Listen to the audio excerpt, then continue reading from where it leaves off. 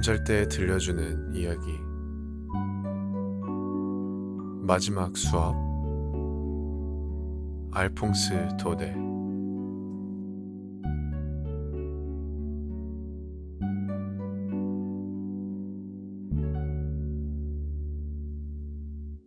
그날 나는 지각을 했다.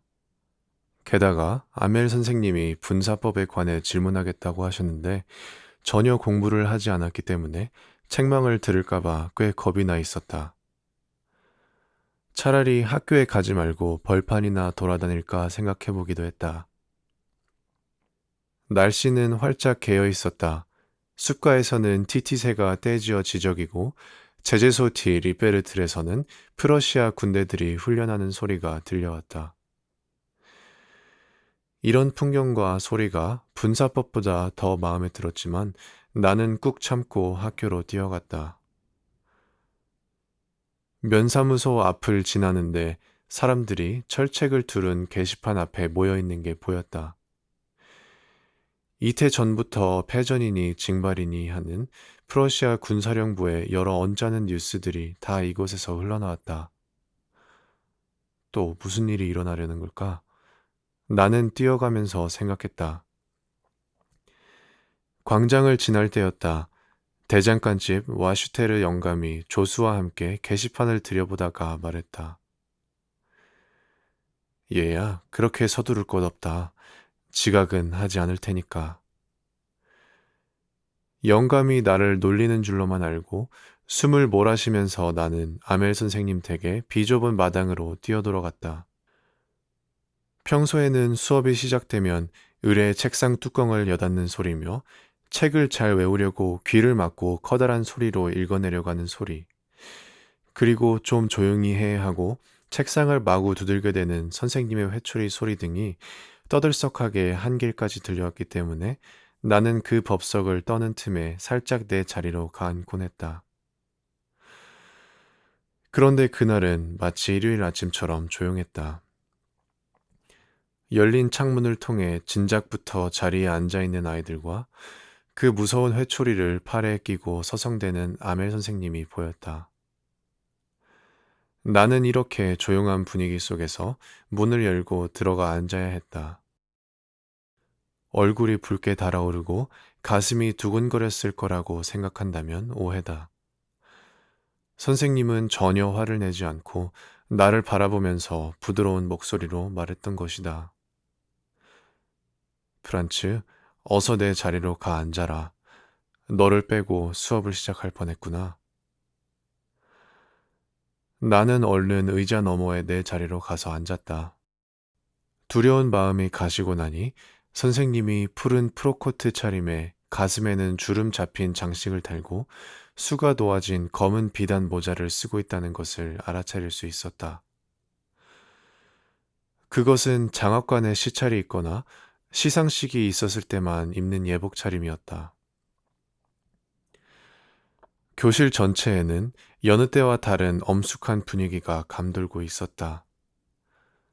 가장 놀란 일은 평소에 비어있던 교실 안쪽 의자에 마을 사람들이 조용히 앉아 있었다는 사실이다. 머리에 삼각모를 쓴 오제 영감과 전 면장, 우체부, 그 밖에 많은 사람들이 있었다. 저마다 슬픈 표정이었다. 오제 영감은 모서리가 다 헤어진 프랑스어 초보 교재를 무릎 위에 펴놓고 그 위에 커다란 안경을 올려놓고 있었다.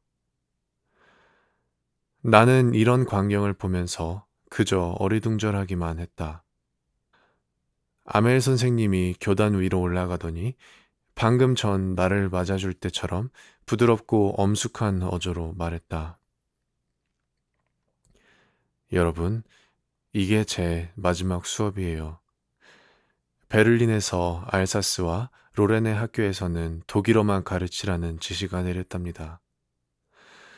내일 새 선생님이 오실 겁니다.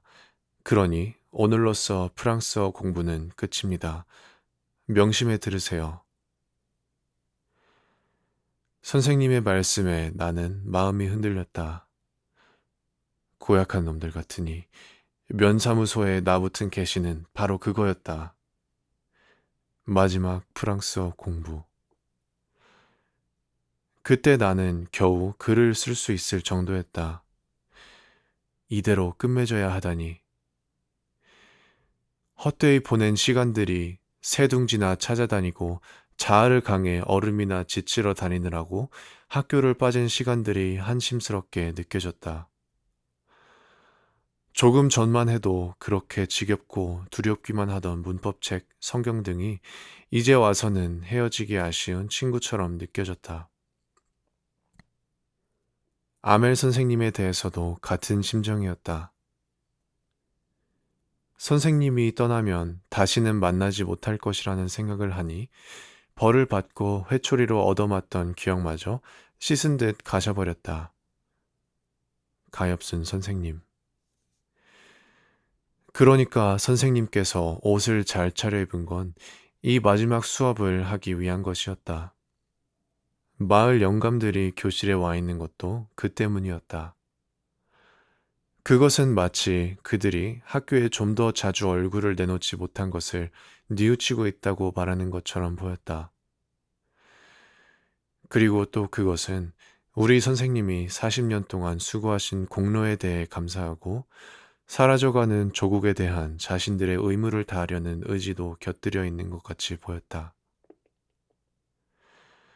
이런 생각을 하고 있을 때 선생님은 나를 지명하셨다. 내가 웰 차례였다. 내가 그 분사법을 조금도 틀리지 않고 큰 소리로 줄줄 웰 수만 있었던들 얼마나 좋았겠는가. 그러나 나는 첫 마디부터 막혀버렸다. 나는 안타까운 생각에서 고개를 들지 못하고 몸만 흔들었다. 그러자 아멜 선생님이 말씀하셨다. 프란츠, 난 널 탓하지 않아. 넌 충분히 뉘우치고 있을 테니까. 의뢰 그런 거야. 누구나 이렇게 생각해왔지. 뭐 서두를 것 없지 않나? 내일도 있는데 하고.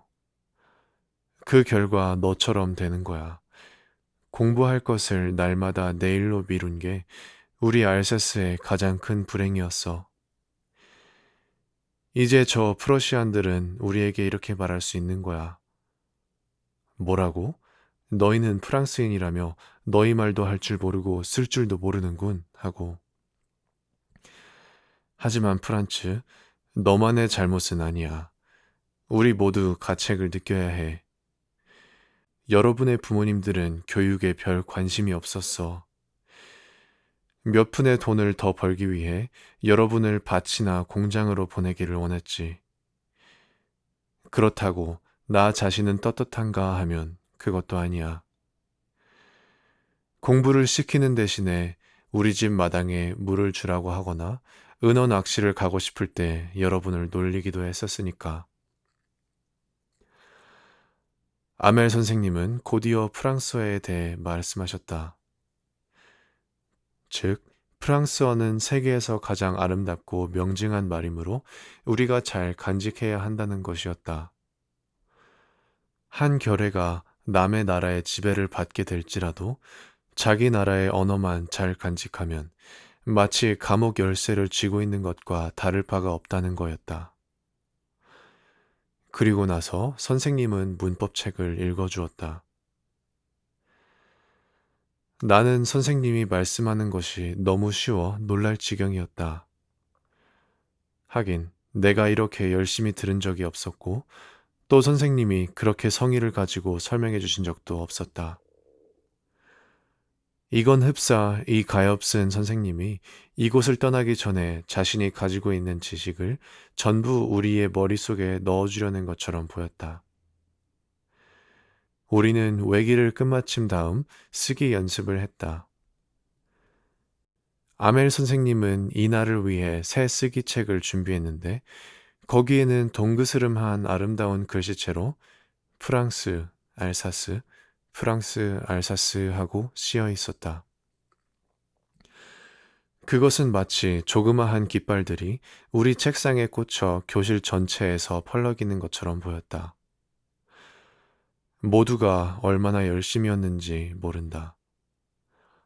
아무도 떠들지 않았다. 펜 촉이 노트 위를 스치는 소리밖에 들리지 않았다. 풍뎅이들이 교실 안으로 날아들었으나 아무도 거기에 눈길을 돌리지 않았다. 꼬마들까지도 그게 무슨 프랑스어라도 되는 것처럼 용기와 신념을 가지고 열심히 작대기를 긋고 있었다. 나는 학교 지붕 위에서 꾸르르 오는 비둘기들의 울음소리를 들으며 생각했다. 저 비둘기들도 머지않아 독일어로 울게 되지 않을까? 가끔 책에서 눈을 떼면 아멜 선생님은 교단 위에서 꼼짝도 하지 않고 마치 이 조그마한 학교를 눈 속에 넣어가기라도 할 듯 주위의 물건을 뚫어지게 바라보고 있었다. 돌이켜보면 선생님은 같은 교실에서 교정을 마주보며 40년 동안을 지내왔다. 그 시간 동안 의자와 책상들은 닳아 반들거렸고 마당에 호두나무가 자랐고 선생님이 심은 홉 덩굴이 지붕까지 뻗어 창문을 장식했다. 그런데 선생님은 이제 이 모든 것들과 헤어져야 했다. 2층에서는 선생님의 누이가 짐을 꾸리느라 왔다 갔다 하는 발소리가 들려왔다. 선생님은 얼마나 가슴이 아플까? 이튿날이면 선생님과 그 누이는 이 땅을 아주 떠나야 했다. 하지만 선생님은 수업을 끝까지 계속하려는 각오를 굳게 하고 있었다. 쓰기가 끝나자 다음은 역사 시간이었다. 우리 꼬마들은 바, 브, 비, 보, 비를 합창했다. 교실 안쪽에서는 오제 영감이 교과서를 두 손으로 든 채 안경을 쓰고 아이들과 함께 한자 한자 띄어 읽고 있었다. 그도 무척 열심이었다. 그의 목소리는 감동한 나머지 조금 떨렸다. 그의 책 읽는 소리가 하도 우스워 우리는 웃어야 할지 울어야 할지 알 수 없었다. 나는 이 마지막 수업을 평생 잊을 수가 없을 것 같았다. 성당의 괴종시계가 12시를 치더니 이어 앙젤리의 종소리가 들려왔다. 때마침 교실 창문 아래로 훈련을 끝내고 돌아오는 프러시아 군들의 나팔 소리가 들려왔다. 아멜 선생님은 창백한 얼굴을 하고 교단에서 일어났다. 선생님이 그렇게 커 보일 수가 없었다. 여러분, 나는 하고 선생님은 말씀했다. 선생님의 목줄을 무엇인가가 죄이고 있었다. 선생님은 말을 다 끝맺지 못했다. 선생님은 흙판을 향해 돌아서더니 백묵을 쥐고 커다란 글씨로 이렇게 썼다. 프랑스 만세. 선생님은 벽에 이마를 대고 한참 계시더니 우리에게 손짓했다. 끝났다. 다들 돌아가거라.